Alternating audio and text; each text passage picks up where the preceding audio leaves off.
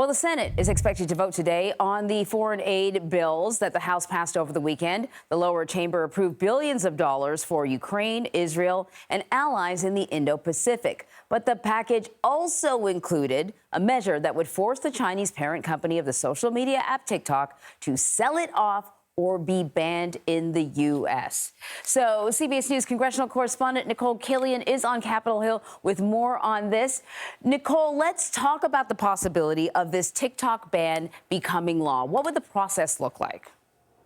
Yeah, well, let's be careful not to put the cart in front of the horse. Obviously, you know, in the Senate, the issue of TikTok has been a bit more contentious, and there has been kind of a wider divide on the path forward there. But in terms of this bill that the House passed, which was kind of a modified version of a bill they passed earlier this year, it basically calls on TikTok's Chinese parent-owned company ByteDance to divest or sell off TikTok so that it is no longer under Chinese control. That is really the concern that many lawmakers have, particularly when it comes to their concerns about potential national security risks or the potential for U.S. user data to potentially be accessed. So that's why they want to see ByteDance separate from TikTok. And so under this current legislation, it would give the platform about 9 months to do so, with an additional 90 days, so upwards of a year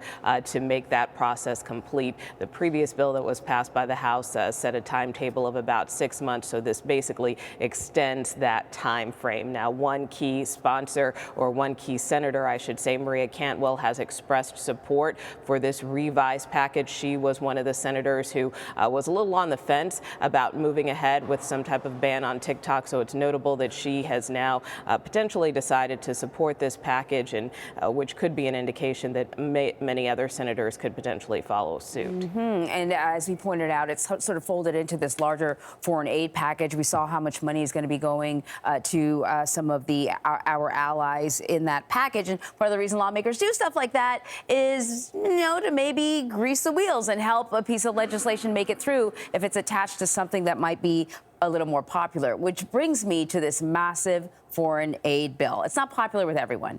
Georgia Republican Congresswoman Marjorie Taylor Greene says that she's going to move forward with triggering a vote to remove House Speaker Mike Johnson over this foreign aid bundle. She's upset about money going to Ukraine and the fact that he worked with Democrats to push this along.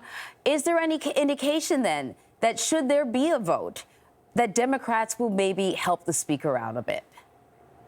Well, again, I think we'll have to kind of wait and see if we end up crossing that bridge. I think there's a lot of hesitation on the part of not only some Republicans, but some Democrats to go through the turmoil that we witnessed last fall when there was that 3 weeks of uncertainty once Kevin McCarthy was ousted. So there's not a lot of appetite to go back there again. However, looking at the numbers, of course, Congresswoman Greene is not only the main person sponsoring this motion to vacate now. There's Thomas Massie of Kentucky, Paul Gosar of Arizona. And as you know, with the House's shrinking majority, it really doesn't take much to be able to trigger this motion to vacate. So that being said, you know, Democrats continue to keep their cards pretty close to the vest. I did ask Minority Leader Hakeem Jeffries last week if Democrats would be willing to save Speaker Mike Johnson, and he said that that would be a conversation that would have to occur within the conference in terms of those next steps, although in previous interviews